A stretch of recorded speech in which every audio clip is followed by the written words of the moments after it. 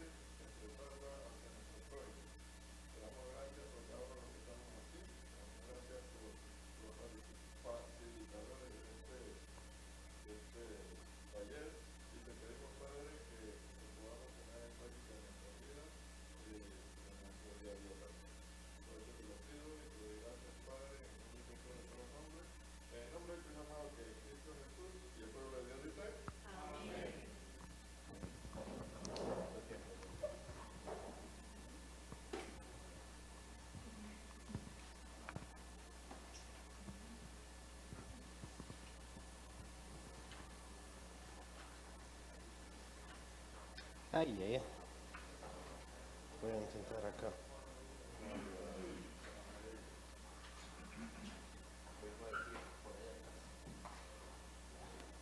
No quiere.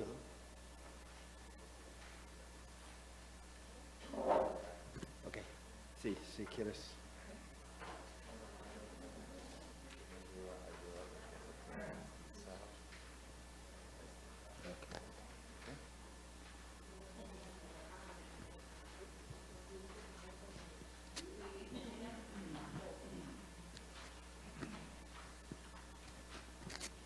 Ok, buenos días. No sé si ustedes están cansados, pero yo sí estoy un poquito cansado hoy día. Vamos a hacer un pequeño repaso de la última parte de lo que conversamos ayer. Estamos hablando de la nueva realidad que Cristo trajo a través de su venida, su obra redentora, su muerte, su resurrección, su ascensión, el día de Pentecostés, toda esa gama de obras, empezando con la encarnación y terminando, bueno, no terminando, pero incluyendo el día de Pentecostés, cuando Cristo derrama del Espíritu Santo sobre nosotros.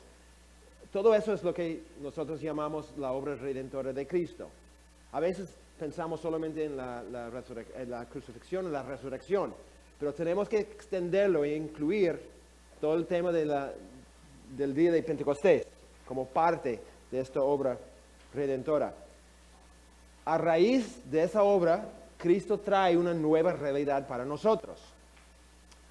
Y ayer compartimos 3 aspectos de esa nueva realidad. ¿Alguien se acuerda de cuáles son?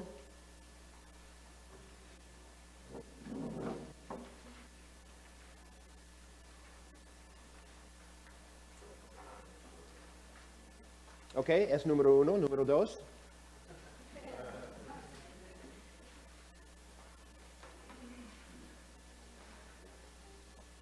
El primer aspecto de nuestra nueva realidad.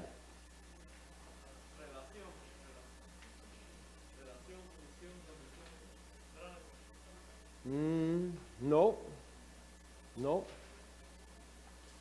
La primera nueva realidad. Ok, es uno de ellos, es nueva, tenemos una nueva identidad. ¿Y cuál es nuestra nueva identidad? ¿Cuáles son las dos opciones de nueva identidad? Ok, nuevo contexto es otro aspecto, entonces tenemos nuevo contexto, nueva identidad. Pero cuando hablamos del nueva identidad, ¿qué quiere decir? ¿Cuál es nuestra nueva identidad?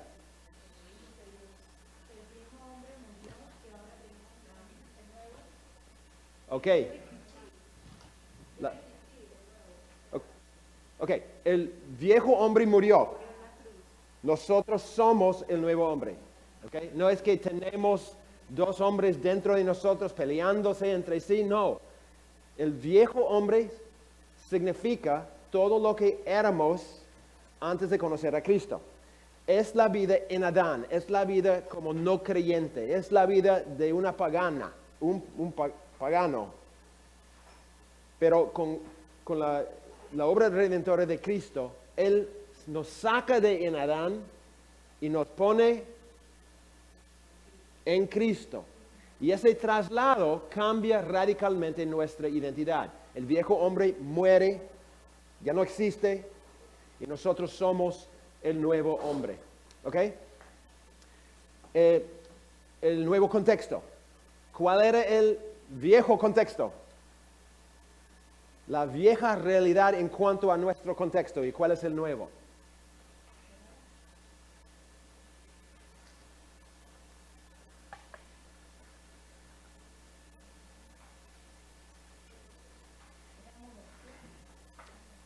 Dijimos que hay dos etapas en la historia.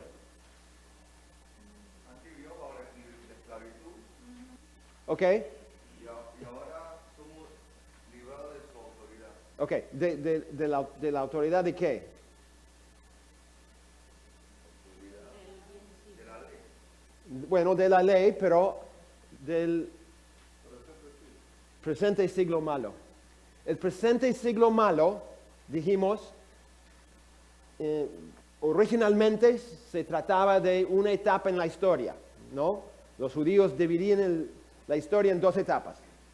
Presente siglo, siglo venidero. Los que viven bajo la autoridad del siglo presente son los que pertenecen a Adán. Cristo viene y nos rescata, nos libra de la autoridad de este siglo presente y nos traslada a la autoridad del siglo venidero. Okay, vamos a hablar más de eso hoy día. Tercer aspecto, tenemos nuevo contexto, nueva identidad. Tenemos un nuevo representante. ¿Cuáles son las dos opciones? Adán y Cristo. Adán era nuestro representante, pero falló. Cristo vino y llegó a ser nuestro nuevo representante y Él nunca falla. Cada persona que está en Adán se caracteriza por las realidades de Adán. Y cada persona que está en Cristo se caracteriza por las realidades en Cristo. Lo que era nuestra realidad antes por nuestro representante era pecado, muerte, juicio, condenación y todas esas cosas. Pero al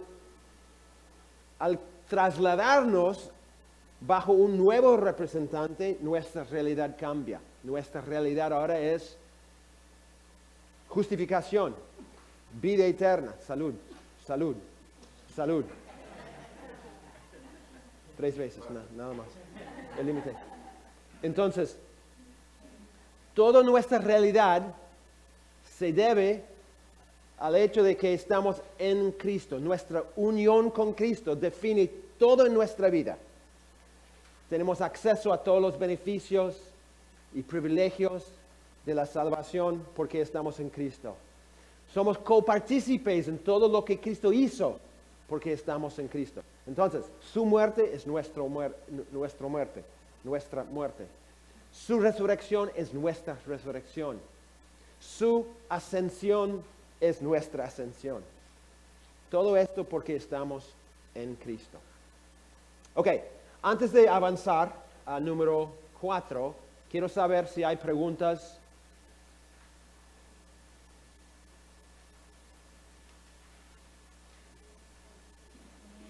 Yo sé que no todo esto es nuevo en cuanto a ideas, pero quizás la estructura es nueva.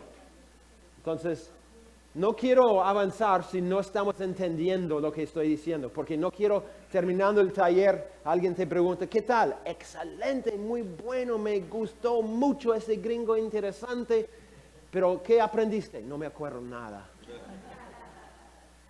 Porque eso sería, no sé, una derrota. Entonces quiero asegurarme que estamos en la misma página, que estamos entendiéndonos. Si hay algo que no entiendes, dilo nomás y vamos a repasarlo. Voy a intentar hacerlo más claro. Estos conceptos son conceptos que tienen que repasar. Tienen que volver a estudiar y analizar las escrituras. Una esperanza que yo tengo a raíz de todo este taller, la primera parte, es que ustedes desde ahora en adelante empiecen a leer la Biblia diferente. Empiecen a leer la Biblia viendo las dos etapas, siglo presente, siglo venidero. Que empiecen a leer notando en Cristo, en Cristo, en Cristo, en Cristo. Cada vez que tú lees un texto, vas a notar, wow, ¿cuántas veces dice en Cristo, en Cristo, en Él? Entonces, una esperanza que tengo es que desde ahora en adelante tú vas a leer la Biblia de una forma diferente. Vas a empezar a notar todas esas cosas. Todas las veces que Pablo personifica un concepto, una idea, etcétera, etcétera, porque va a cambiar toda la estructura de pensamiento que tú tienes en cuanto a la transformación. Ok, entonces, preguntas, comentarios, o quieren avanzar. Estoy viendo las caras. ¿De dónde viene él? Ok, adelante entonces. Número 4. Ahora tiene una pregunta. Ok. Sí. Es que lo acabo de ver de nuevo y me quedó ayer la duda y no la hice y no es bueno quedarse con la duda. Sí. En Romanos 8:20, Pablo dijo, la creación fue sujetada a vanidad y que toda la creación gime a una y a una está con dolores de parto hasta ahora. Ok, entiendo lo de que la creación gime, pero la palabra vanidad usada aquí, o sea, como la entendemos, o como yo la entiendo, la vanidad es algo como que bueno, yo me creo que soy muy linda, o sea, yo me creo, pero ¿qué significa en ese contexto sujetada a vanidad? Porque es vano, Futilidad. no sirve, O sea, inútil. Toda la creación vive con una frustración. Hasta la naturaleza con una frustración. ¿Por qué? Tú siembras una finca, tú haces una siembra grande y el sol quema, el hecho de que no hay agua, no crece, hay bichos que comen, animales que comen, o sea, vanidad. Las cosas no salen de una forma fructífera como deben. Por eso parte de la maldición de la caída es que por el sudor de la vida tenemos que trabajar, ¿no? Y muchas veces trabajando las cosas no salen bien, ¿no? Es parte de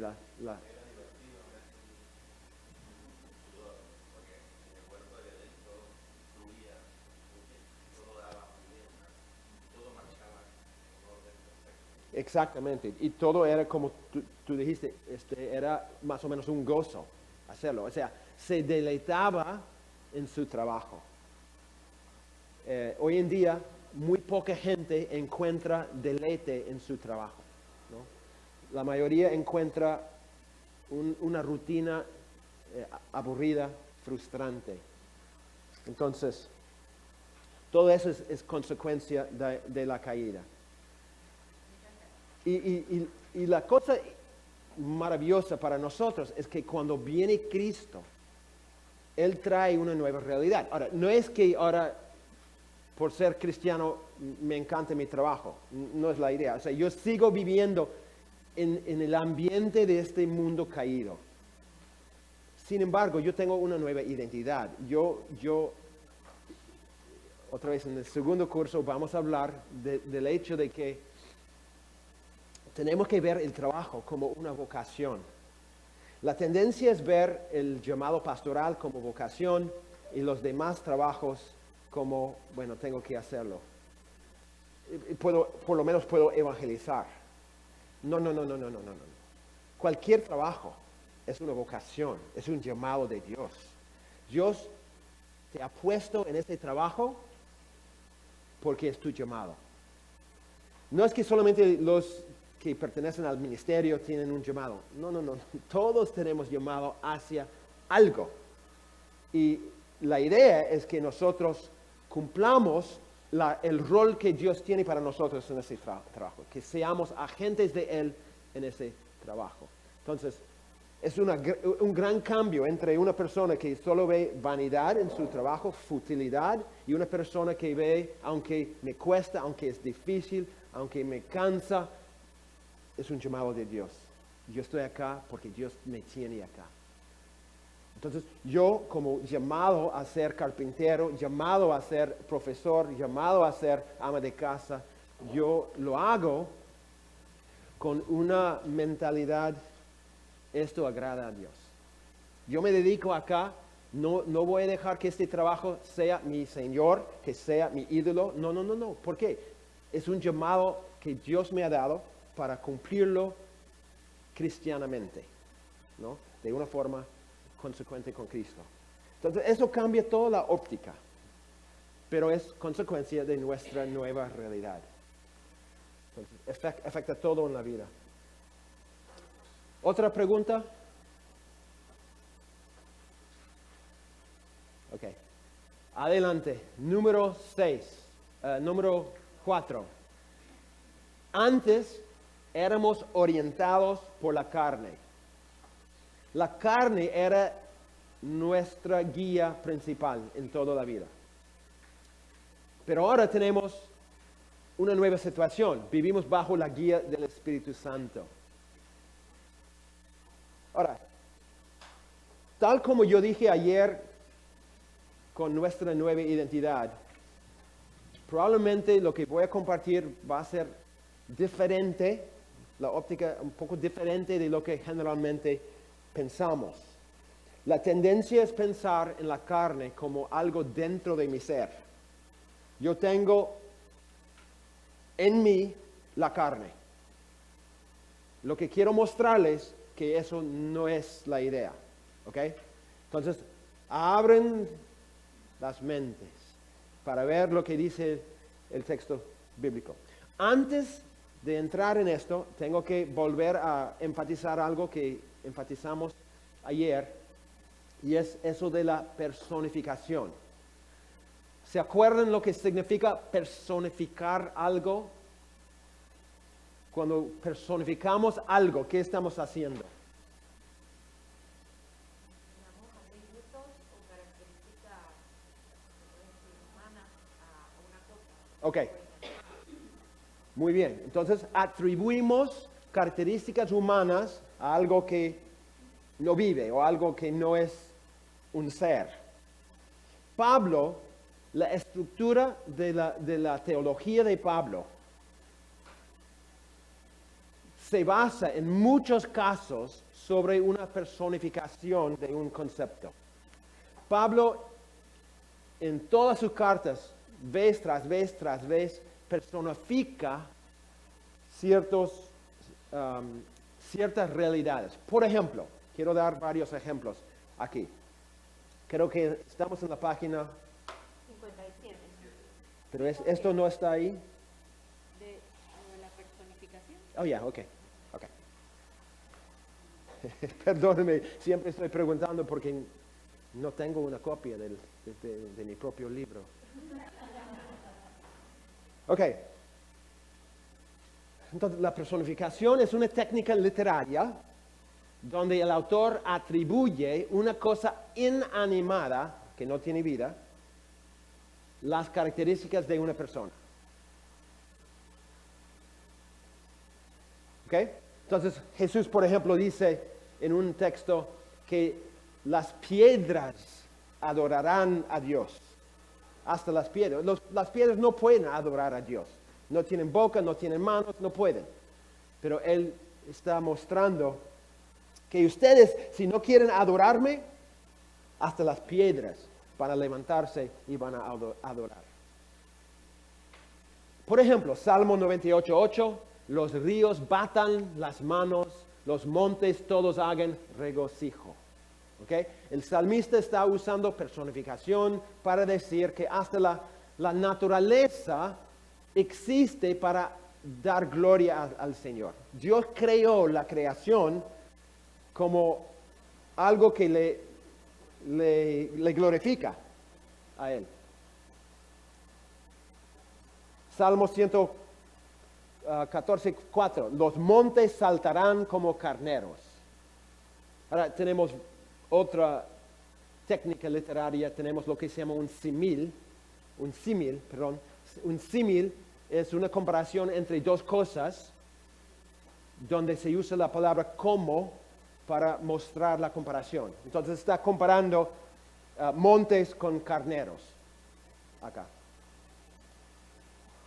Pero obviamente los montes no pueden saltar.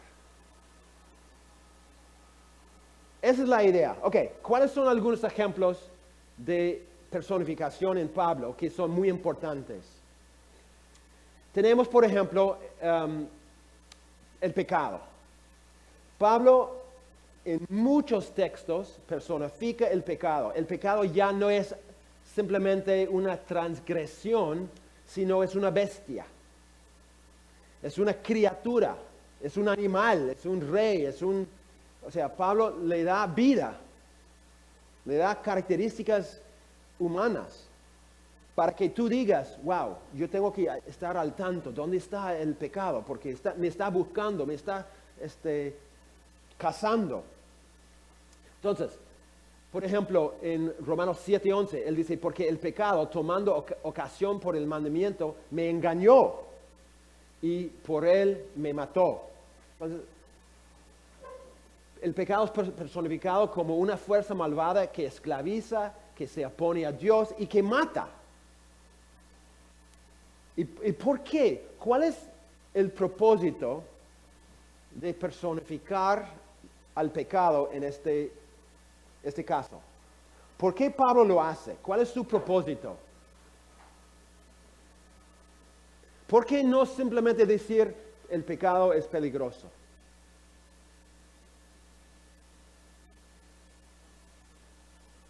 ¿Por qué? Gracias, hermano. Creo que él quiere demostrar que tenemos que estar muy cuidadosos porque puede tener mucho poder, puede tener mucho poder. Ok, sí, o sea, se ve el poder del pecado cuando se usa personificación. ¿Qué más? ¿Qué otro motivo hay por personificar al pecado en vez de simplemente decir el pecado es poderoso, fuerte, es un problema? ¿Por qué? ¿No será porque el objetivo de la personificación es algo que entendemos? Eso sí lo entendemos al natural. Entonces, personificar lo intangible nos hace entender esos aspectos. Ok, sí, le hace más claro, sí. Hay una realidad que a veces ocurre, le preguntan a uno, ¿qué si Dios es bueno, existe la guerra? Y hay tantos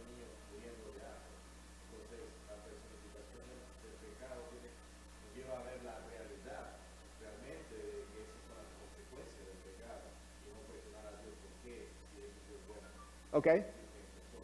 Sí, muy bien. Si yo digo,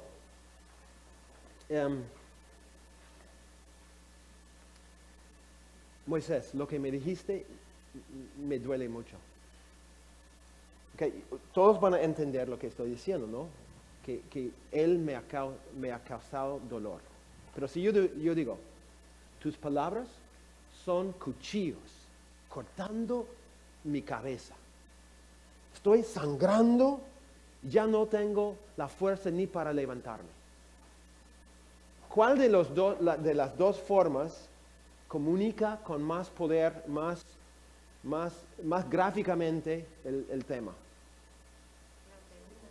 Ok, entonces, Pablo usa personificación para agarrarnos por el cuello y decir, escúcheme, el pecado, ¿tú has visto esa pandilla que está en la calle haciendo un caos? Sí, el pecado es exactamente así, es como un pandillero que entra en la casa y roba todo y mata a todos los que están ahí. Tú dices, wow, ya debo tener más cuidado. Entonces, Pablo quiere que nosotros no solamente escuchemos, sino que veamos. Tenemos que visualizar el pecado andando así, ¿no? En la oscuridad y buscando la presa para matar. Es la idea. Entonces, el pecado en la Biblia no es simplemente, perdóname. No, el pecado es como un enemigo que está buscando destruir nuestras vidas, esclavizarnos. Tú dices, no, pero ese pequeño pecadillo, no pasa nada. Sí, pasa algo. Porque es como ese ladrón en la noche que llega, nadie está mirando, todos están descansando y hace un caos total en la casa. Entonces, el pecado es un rey malvado, tirano. Ya hemos visto que Pablo personifica este siglo presente. Ya no es simplemente la presente etapa en la historia, sino es un poder malevolente que esclaviza, que se opone a Dios. Y necesitamos ser librados porque hemos sido secuestrados por este siglo presente. Entonces alguien te dice, ¿qué piensas de la cultura alrededor? Tú dices, bueno, hay cosas buenas y cosas malas. Está bien, pero también tienes que verlo desde esta óptica. Bueno, la verdad es que la cultura tiene un plan, tiene un diseño. Está ahí activamente buscando esclavizarme, hacer de mí un hombre leal a sus prioridades, a sus valores, a su forma de pensar. Ok, yo pensé que yendo a ese concierto nada más iba a disfrutar la música. Es verdad, voy a disfrutar la música, pero hay algo detrás. Y yo tengo que estar al tanto de lo que hay atrás. Una gran diferencia. Nosotros podemos andar en la vida pensando que la cultura es algo neutral. No digo que la cultura está mal. Es mal, todo mal. No, pero tiene un propósito. Y tiene una influencia. Y tenemos que simplemente estar al tanto de lo que está pasando. Número 3. Y esto es a dónde vamos ahora. La carne. Efesios 2:3, Pablo dice, todos nosotros vivimos en otro tiempo en los deseos de nuestra carne, haciendo la voluntad de la carne. Entonces, Pablo está diciendo que la carne, cualquiera, lo que sea la carne, voy a decirlo así, lo que sea la carne, Pablo dice que tiene una voluntad, ¿no? Tiene deseos dentro de lo que es la carne. Entonces, vamos a ver que Pablo personifica la carne como una fuerza pecaminosa que esclaviza, que se opone a Dios. El pecado es parte, ¿no? Es compañero de la carne. Este siglo presente es compañero de la carne. Trabajan juntos.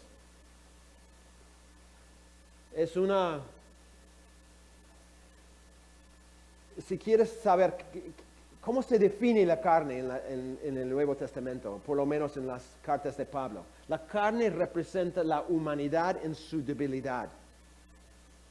Representa la humanidad en rebelión, el hecho de que el ser humano es temporal en la tierra, tiene una naturaleza netamente terrenal y no celestial. Es la carne. La carne no es algo dentro de ti que tú puedes decir, mira, a veces la carne significa el cuerpo, a veces. Tiene como 8 significados en la Biblia. Ustedes saben, es otro curso, pero en el estudio de palabras, las palabras son lo que se llama polisémicas. Es decir, tienen varios significados. ¿Y cómo se determina el significado de una palabra? El contexto. Exactamente. Mucha gente dice el diccionario. No. El diccionario, ¿qué te dice?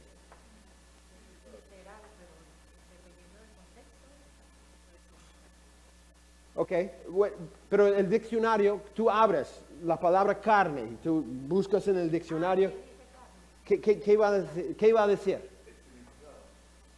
No, el diccionario no me da el significado. Yo abro cualquier palabra, ¿qué voy a encontrar? Sea lo que sea la palabra, ¿qué es lo que voy a encontrar abriendo un diccionario? Ok. O sea, los significados. Tú dijiste significado, pero no me va a dar el significado, porque no hay una palabra que tiene un significado. Ok. El rango de significados, todas las posibilidades de significado de la palabra. El diccionario me dice, ¿qué tengo que hacer yo? Yo tengo que decir, en este contexto, ¿cuál de todas estas posibilidades es el significado en este contexto? Porque es el contexto que determina lo que una palabra significa. Si yo cambio el contexto, cambio el significado. ¿No es cierto? Entonces, carne tiene como 8 significados. Y yo no puedo decir que carne siempre significa A. Lo que tengo que hacer es, este es el rango de posibilidades de lo que carne puede significar. En este contexto, ¿qué significa? Por ejemplo, la Biblia usa la frase una sola carne. Si yo, antes de dar ese ejemplo, si yo dijera, dime qué significa carne, 90% probablemente habría dicho, significa ese aspecto de mi ser que se inclina al pecado. Ya, mi esposo y yo somos una sola carne. No cabe ahí, ¿no? Jesús dice, Pablo dice que carne y sangre no heredarán el reino de Dios. Tampoco. O sea, mi punto es, la palabra carne tiene un significado, o varios significados. Todas las veces que aparece tenemos que preguntar en este contexto qué significa. Y mi punto con esto es que Pablo en muchos casos, personifica la carne, haciendo que la carne sea una fuerza malvada, una persona, un rey malvado, una bestia que quiere atacarte. ¿Ok? Entonces, no tiene en mente algo dentro de ti. Tú puedes sacarlo, aquí está mi carne. No. No es lo que significa, no es parte de mí. Es una realidad que busca esclavizarme. Vamos a ver eso en la práctica. Ok, primer texto. En las mesas, ahí en sus grupos, quiero que lean este texto de Gálatas 5, 16 a 25, y que hagan 2 cosas. Primero, van a notar la palabra carne en el texto, ¿ok? Quiero que puedan encontrar los distintos contrastes que Pablo hace en el texto tienen contraste, una cosa y su opuesto. ¿Y cómo es que Pablo habla de la carne acá? ¿Ok? Dos cosas. ¿Cuáles son los contrastes que él hace? Y cómo usa el concepto de carne en este texto. Y voy a agregar una tercera pregunta. Después de haber leído toda esta parte, ¿cuál es ese es más difícil, pero solamente para que vayan pensando en esto. ¿Cuál es la idea central de todo este texto? ¿Cuál es la idea central de todo este texto? ¿Ok? Tienen 2 minutos para hacer el trabajo. No, estoy bromeando. Quería ver si todavía todos estaban durmiendo.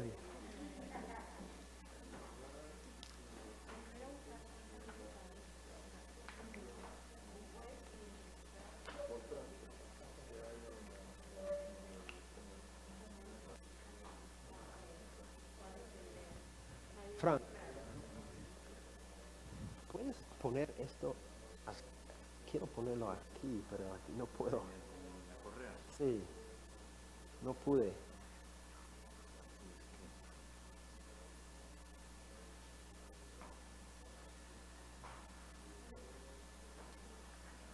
¿No entra? Sí, sí, sí, sí, Ok. solamente que ya está la prensa. Van a ver Ok. y de ahí Hasta mañana. sacarlo. Gracias.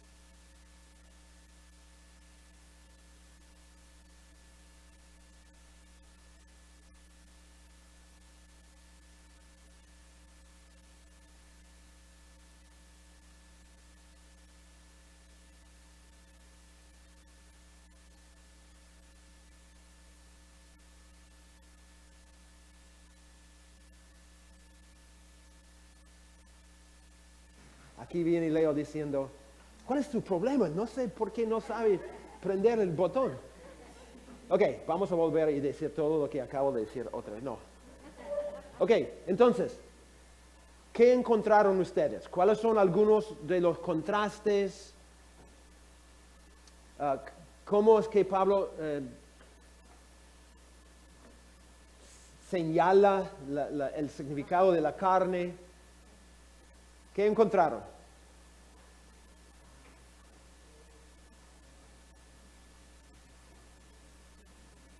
Hermana, ¿estás cantando o quieres compartir? ¿Quieres compartir?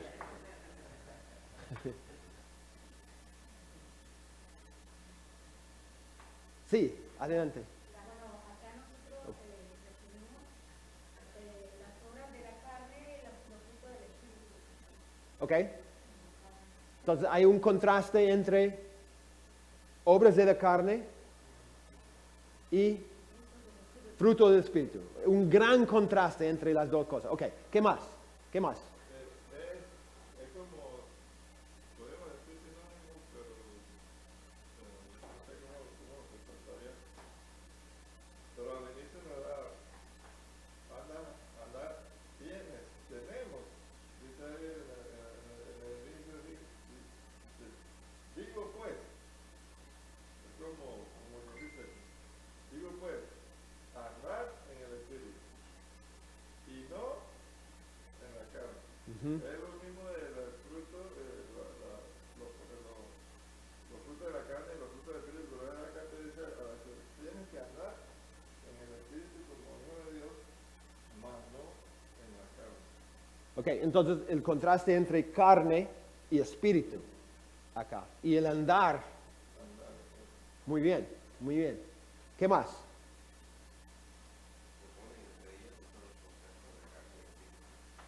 ¿Cómo? Ok. Ok, muy bien. Son los dos, es el contraste principal, ¿no es cierto?, entre carne y espíritu. Tenemos que entender qué quiere decir ese contraste. ¿Hay algo más? Creo que son los contrastes principales. Ok, entonces, el concepto de carne, más o menos, ¿qué significa acá? Sí. En el final del 21 dice que los que practican en las obras de la carne, dice, que los que practican tales cosas no heredarán el reino de Dios. Y en el 23, al final, después dice, contra tales, hablando del fruto del Espíritu, dice, contra tales cosas no hay ley. O sea, si andas en uno, no vas a heredar el reino de los cielos, y si andas en otro, en el que es en el Espíritu, no vas a tener nadie que te diga que va a andar mal, porque está como debe ser. Ok, interesante. Porque no parece un contraste igual. O sea, lo que esperamos es, si él dice no van a heredar el reino de Dios, esperamos el otro grupo va a heredar el reino de Dios. Eso es un contraste que se espera. Pero él hace otro contraste entre no heredarán el reino de Dios y no hay ley. ¿Cómo es un contraste, Pablo? Interesante, muy interesante. Ok. Resumiendo todo, más o menos, ¿cuál es la idea de Pablo acá? ¿Qué quiere decir Pablo en este texto?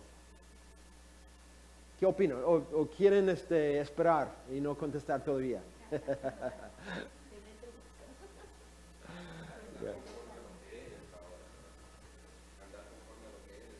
Ok, es una parte importante. Sí, es lo que hemos venido diciendo, ¿no? Que esa es la idea. Ok, quiero compartir algunas cositas para llegar a lo que yo creo que es el punto de todo este texto. Primera cosa, Pablo afirma que los cristianos están en medio de un gran conflicto entre dos fuerzas poderosas. Y esas dos fuerzas son opuestas, ¿no? La carne versus el espíritu. Aquí es donde radica un problema. ¿Cuál es el problema? Nuestra tendencia es pensar en la carne, como he dicho, como algo dentro de mí, ¿no? Entonces, tomamos todo este pasaje y lo internalizamos y lo hacemos individual y decimos lo que Pablo está diciendo es, hablando a un creyente, dice, hermano, ¿dónde estás hoy día? ¿Estás en la carne o estás en el espíritu? Y enfocamos mi vida fluctuante, pero no es la idea de Pablo. Y voy a mostrar por qué no puede ser la idea de Pablo en este texto. Pablo no tiene en mente la batalla diaria que yo tengo y hoy día estoy en el espíritu y mañana estoy en la carne y hoy día, el otro día estoy en el espíritu y otro día estoy en la carne, ¿no? Y esa batalla de andar cruzando la línea, volviendo, cruzando, volviendo, no es la idea. Lo que Pablo tiene en mente es que hay un gran conflicto en el mundo. Y hay dos fuerzas principales que se oponen. Hay la fuerza de la carne y hay la fuerza del espíritu. Y esas dos fuerzas están en oposición.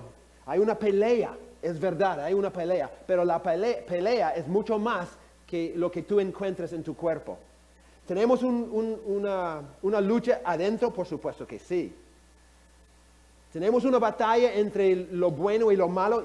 Sí, no hay duda. Pero no es lo que Pablo tiene en mente. Aplica a nuestra batalla. O sea, todos nosotros experimentamos diariamente esa batalla. Surgen deseos dentro de nosotros que sabemos que son deseos que contradicen nuestra fe en Cristo. ¿Y qué hago con este deseo? Es fuerte, ¿no? Y yo quiero rendirme, pero yo sé que no debo, y lucho con eso. Hay una batalla interna, no quiero negar eso, pero no es lo que Pablo tiene en mente. Déjenme probar, ¿ok? Que no es lo que Pablo tiene en mente. El gran conflicto es entre dos esferas. La esfera de la carne, es decir, la gran fuerza que gobierna este siglo presente, contra la esfera del espíritu, que es la fuerza gobernadora del siglo venidero. Otra vez, Pablo vuelve a la misma idea, el mismo contraste que él siempre hace entre dos realidades. Mi realidad antes de conocer a Cristo. Cuando yo pertenecía a este siglo presente y vivía bajo ese poder malvado de la carne.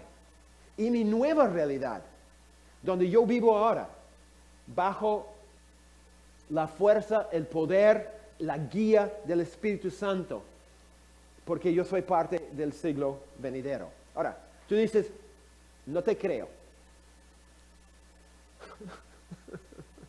No, quiero mostrar cuál es mi evidencia por decir que no se trata de una batalla dentro de mí, una carne dentro de mí, el espíritu que vive en mí,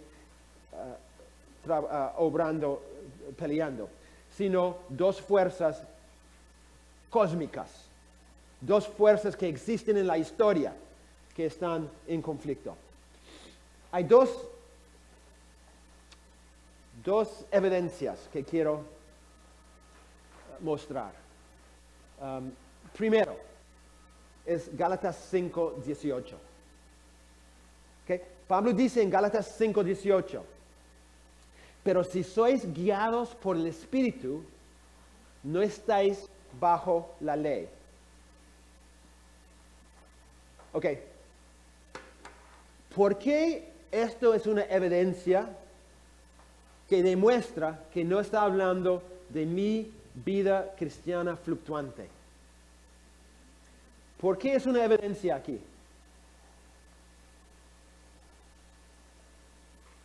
Piensen, reflexionen. Es no estar bajo la ley. ¿Podría estar diciendo Pablo que hoy día estoy bajo la ley, mañana no, pero pasado mañana sí, pero una semana después no? No.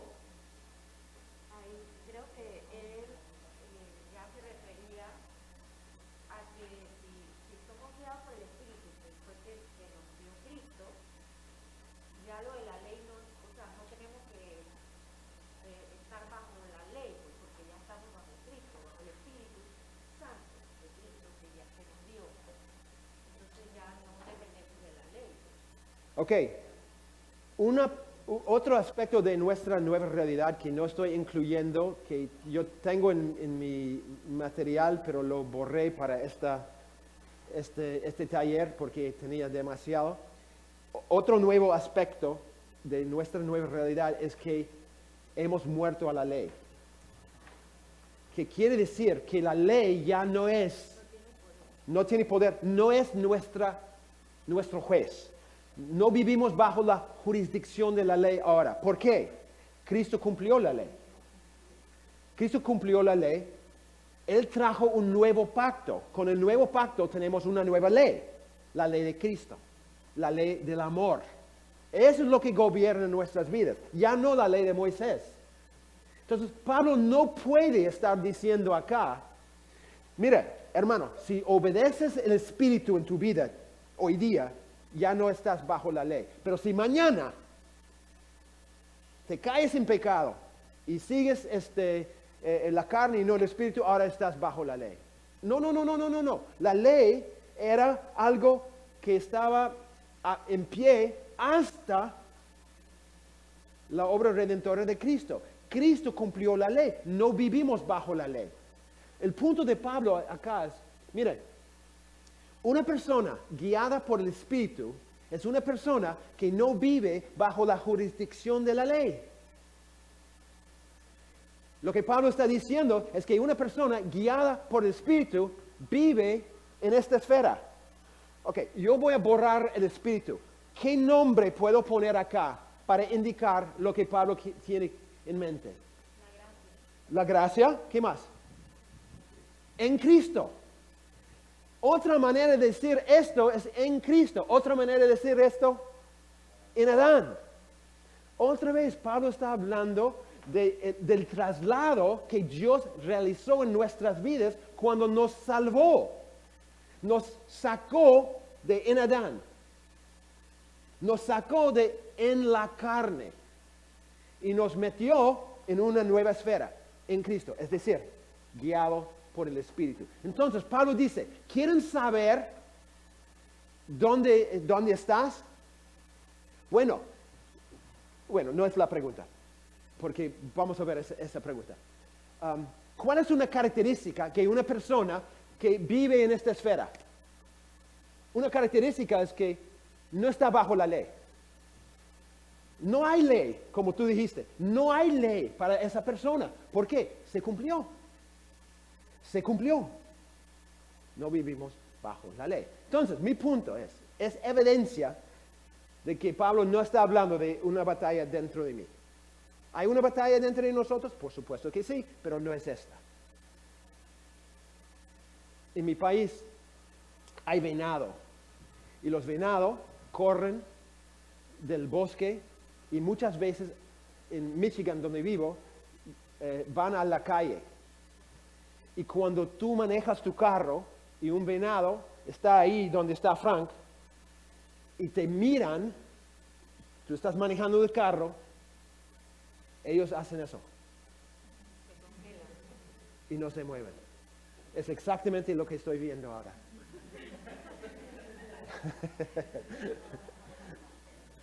Sí, Moisés. Moisés está molesto porque la ley ya no existe y Moisés es el autor de la ley.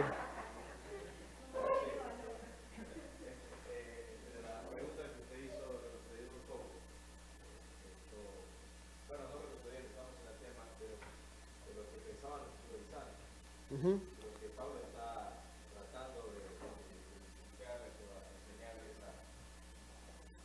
tiene en el pasaje, él inicia diciendo en el versículo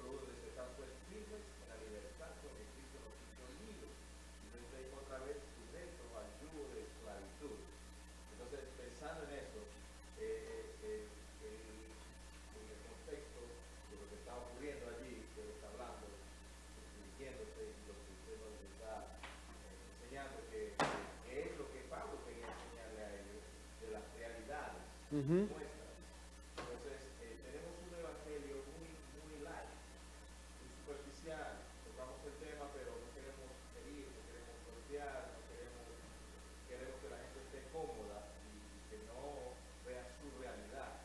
Pero Pablo nos muestra una realidad aún mayor, una evidencia de que no es mi tradición, no es lo que yo he creído, lo que es mi religión, mi doctrina, lo que me enseñaron, sino lo que realmente es Cristo. Exactamente. No sé si lo explico. Sí, es perfecto. Diste en la clavo. El clavo. El clavo. Exactamente. Lo que Pablo quiere decir en los textos que mencionaste es, no vivimos bajo la ley. Somos libres. Y cuando él habla de libertad allá, principalmente tiene en mente libertad de la ley, de la autoridad de la ley, de la jurisdicción de la ley. Yo no tengo que circuncidarme para mostrarles que yo soy parte de la familia de Dios. No tengo que hacerlo. ¿Por qué? Lo que me identifica es Cristo. No necesito circuncisión. No necesito seguir las leyes de comida. No tengo que seguir todas esas cosas. El sabbat y esas cosas. No tengo que hacerlo. ¿Por qué? Yo tengo una etiqueta, una señal aquí que es Cristo. Y eso es lo que me identifica. Mi vida debe ser consecuente con esto. Yo no puedo decir, mire, yo pertenezco a Cristo, pero mi vida es una desgracia. No, es una contradicción y Pablo va a mostrar que ese contraste no está bien, obviamente. Pero sí, Cristo es el centro y Pablo quiere llevarnos no a la ley, sino sacarnos de la ley y decir, es Cristo, es Cristo, es Cristo. Y lo que Él hizo. Todo lo que yo tengo como creyente, todo lo que yo puedo lograr, todo lo que yo anhelo, todo de todo ha sido definido por Cristo. Él es el centro, Él es la clave. Ok. No estar bajo la ley no tiene que ver con mi realidad subjetiva, fluctuante, cambiante, sino representa mi nueva realidad en Cristo. Es una realidad que yo no puedo cambiar. Dios lo cambió. Me lo regaló. Yo vivo en la esfera del Espíritu. Entonces, eso debe definir mi vida. Número 2. ¿Cuál es la evidencia que Pablo tiene en mente dos esferas y no una guerra interna? Número 2. Pablo dice en Gálatas 5:24, y este texto, yo no sé por qué los creyentes nunca se han fijado en este texto. Es un texto que no sé la palabra, me sorprende. Mira lo que dice. Pero los que son de Cristo, ¿qué dice? Han crucificado la carne con sus pasiones y sus deseos. No dice que pueden. El punto de Pablo es que algo definitivo ha pasado. La carne ha sido crucificada. Entonces, si Pablo estuviera hablando de mi experiencia fluctuante, no podría decir. Tendría que decir que de vez en cuando crucificamos la carne. Lunes sí, martes no, miércoles sí, jueves no. Pero Pablo no dice eso. Pablo dice que algo pasó. Algo definitivo pasó. ¿Qué pasó? Los que son de Cristo, es decir, los que están en Cristo, los que viven en la esfera del Espíritu, algo radical ocurrió. Murió la carne ese día. ¿Qué es la carne? Es una fuerza gobernante del siglo presente. Es la fuerza que gobernaba nuestras vidas estando en Adán, siendo no creyente. Esa era nuestra realidad, pero esta realidad cambió. Cristo nos trasladó a esta esfera donde la fuerza gobernadora es el Espíritu y ya no la carne. No está hablando de una guerra interna. ¿Tenemos una guerra interna? Por supuesto que sí. pero no es el punto de Pablo en este texto. Los cristianos, por pertenecer a Cristo, ya han vencido la carne. No es por algo que ellos han hecho, sino es su nueva realidad por estar en Cristo, la esfera del Espíritu. Entonces yo no puedo decir, mira, según este texto, por mi obediencia yo gané sobre la carne. Yo soy victorioso sobre la carne por mi obediencia, por mi compromiso, por la profundidad de mi fe. No puedo decirlo. Yo digo, soy victorioso sobre la carne por lo que Cristo hizo. Y Él me regaló los beneficios de su victoria. El botín de su victoria me lo dio. Ok, segundo punto de Pablo en este texto. Primer punto es que ese gran conflicto es entre dos poderes, carne y espíritu. Su segundo punto, Pablo revela la manera clara que una persona puede saber a qué esfera pertenece. Esto es muy importante para entender lo que Pablo va a decir en versos 22 hasta el final, hasta 23, 22 y 23. Aquí es la pregunta. ¿Cuál es el fruto de tu vida? Tú dices, yo quiero saber realmente, en base a mi experiencia, en base a lo que tú ves de mí, ¿en qué esfera estoy? ¿En la esfera de la carne o la esfera del espíritu? ¿Cómo puedo yo saber? Pablo dice, es muy fácil. ¿Cuál es la evidencia? O tu vida demuestra las obras de la carne, o tu vida demuestra el fruto del Espíritu. La lista allí no es un mandato. La lista es como un filtro. Él está diciendo, ¿quieres saber en qué lado te encuentras? Vamos a observar tu vida. Si yo veo esto como la característica principal de tu vida, entonces es obvio, tú perteneces a la esfera de la carne. Si yo veo que tu vida demuestra esto, entonces es claro que tú perteneces a la esfera del espíritu. Pablo dice que hay una evidencia visible. Entonces todos los hermanos que dicen, yo me acuerdo en 1952, nadie estaba vivo en ese entonces. Yo tampoco. Es una ilustración. Nací en 1959, ¿ok? La persona dice, yo me acuerdo,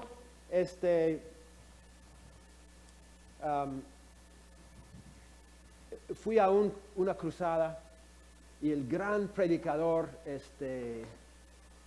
Charles Spurgeon, que no estaba vivo en ese entonces, predicó y entregué mi vida a Cristo. Y Silvia me dice, ¿de verdad? ¿Fue en 1952? Sí. Interesante, hermano, pero lo que noto de tu vida es que tú haces A, B, C, D, eres mentiroso, eres adúltero, eres ladrón, eres esto y lo otro. Entonces, no, pero yo me entregué a Cristo ese día, entonces no voy a dudar mi salvación, yo soy salvo. Salvación es por gracia, yo hice la oración. O sea, toda esa conversación es una conversación muy tonta, porque no toma en cuenta lo que Pablo dice acá. Pablo dice, es muy sencillo. Tu vida demuestra esto o esto. Tu vida demuestra si perteneces en Cristo, la esfera del Espíritu, o en Adán, la esfera de la carne. Ahí está la evidencia. Es el punto de Pablo en este texto. Pablo está diciendo, hay una guerra feroz, pero es una guerra cósmica, es una guerra en el mundo, entre dos etapas de la historia, ese siglo presente y el siglo venidero. Hay toda una población que pertenece a este siglo, son ciudadanos de este mundo. Pero lo increíble es que Dios ha separado para Él mismo otro pueblo. Otro pueblo que vive en la mugre de este siglo, pero no pertenece a este siglo. Es un pueblo que Dios ha enviado de otro mundo, de otra realidad. Y ellos viven acá como agentes de otro mundo. ¿Y cómo yo puedo identificarlos? Por su vida. Ellos viven una calidad de vida que es totalmente distinta. Ellos tienen valores, prioridades, formas de actuar, de vivir, de amar, que viene de otro mundo. Así se identifica una persona que es guiada por el Espíritu. Produce en la persona una conducta, actitudes, relaciones que son totalmente diferentes. Es muy interesante. Si tú analizas el fruto del Espíritu que Pablo menciona, casi todas las características son interpersonales. Es decir, él no está hablando principalmente de una característica que yo tengo solamente yo en mi vida privada. Casi todas las características son características que yo mantengo en relación con otras personas. Amor, paz. Paz no es tranquilidad. Paz es la falta de conflicto entre personas. Paciencia. Amor, paz, paciencia. Benignidad. Mansedumbre. O sea, casi todos tienen que ver con la relación interpersonal. Pablo dice, yo sé a qué esfera perteneces.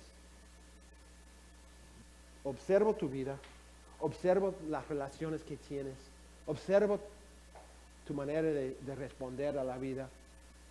Y eso demuestra si el Espíritu está guiándote o la carne. Hay dos poderes, dos fuerzas en el mundo. Y hay un gran conflicto entre las dos fuerzas. Pero nosotros pertenecemos a Cristo. El conflicto ha sido totalmente ganado por Cristo. Y nosotros experimentamos los frutos de su victoria y debemos mostrar, por ende, los frutos del Espíritu obrando en nuestras vidas. Es lo que Pablo quiere decir acá. Entonces, este cuarto aspecto de nuestra nueva realidad simplemente dice que nosotros tenemos un nuevo guía en nuestras vidas. Lo que nos guía ya no es Torah, ya no es ley, no es la carne, no son las pasiones de la vida antigua, sino es el Espíritu Santo. Es, como Pablo dice en Romanos 6, novedad de vida. Es una vida nueva. ¿Alguna pregunta sobre esto? ¿Alguna duda? ¿Comentario?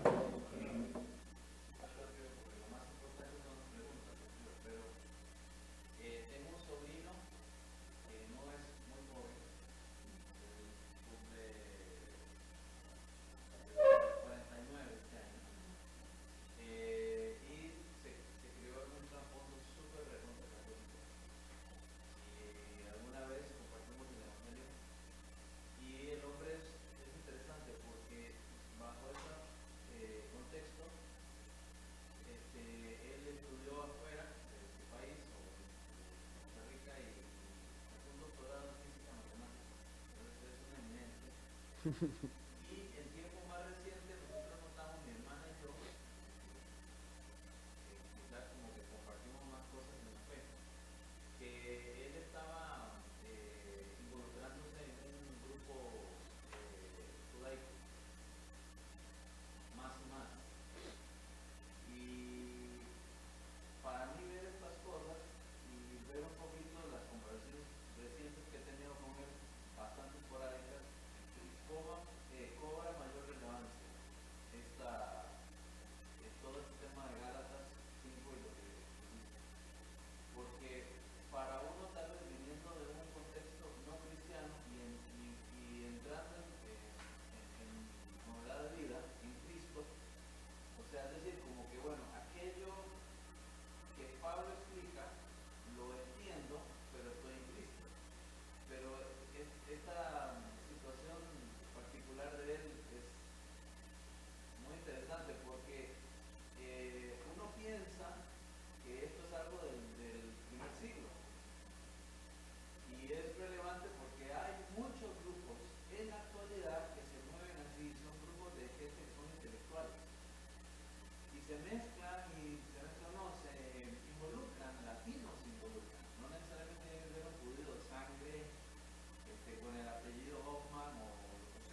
Son latinos, son de nuestra propia sangre y son alcanzados, son ganados. No son muchos, entonces es interesante la discusión porque a veces uno piensa que es algo, algo del siglo primero, Pablo explicando la realidad de estos hermanos de la sangre. No, es muy interesante, Frank, porque entre los evangélicos hoy en día hay muchos evangélicos también que creen que es más espiritual ser judío cristiano que gentil cristiano. Son gentiles, pero quieren ser judíos. Entonces han vuelto a practicar muchas de las tradiciones y ritos de los judíos como si fuera algo más espiritual. Mi respuesta siempre es, ya, como tú acabas de decir, ya hicieron esa batalla. Ya mostraron que ese no es el camino. Somos cristianos, no somos judíos. Somos la iglesia. La iglesia es el nuevo pueblo de Dios. Si quieres decirlo así, es el nuevo Israel. Es el nuevo Israel. El pueblo de Dios ahora está compuesto de una combinación de judíos y gentiles, pero judíos y gentiles que creen en Cristo. Y no hay más valor en ser judío que ser gentil. El valor se encuentra en ser cristiano. Cuando estuve en El Salvador, en Nicaragua, hace algunos años, estuve allá 3 meses apoyando a un grupo de pastores ahí. Y tuvimos una celebración. Cada año tienen ahí en una celebración el Día de la Biblia. Y tienen una marcha por toda la ciudad. Todos llevan su Biblia y cantan y adoran a Dios y hacen toda su marcha. Y no voy a entrar en todos los detalles de lo que pasó después, pero una cosa que me llamó la atención era ver muchos evangélicos llevando la bandera de Israel. Yo decía, ¿por qué? O sea, no entiendo.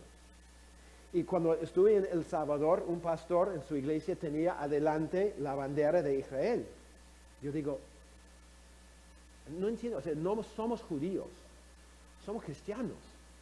El pueblo de Dios ahora es la iglesia. No estoy diciendo que Dios no tiene un plan para Israel en el futuro, creo que sí tiene. Pero yo no soy judío.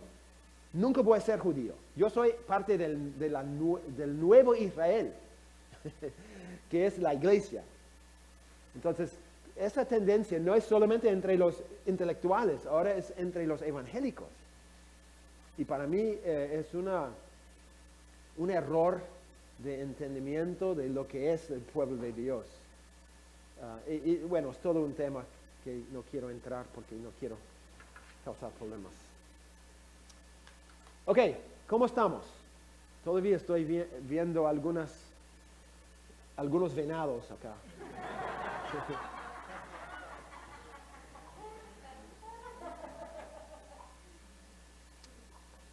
¿Alguna pregunta, comentario? Es lo que estoy tratando de decir, no en cuanto a Israel, sino en cuanto a este tema. ¿Es algo entendible? Ok. Pablo llega a una conclusión. Todavía no llegamos a la conclusión. Pablo llega a una conclusión en Gálatas 5:24.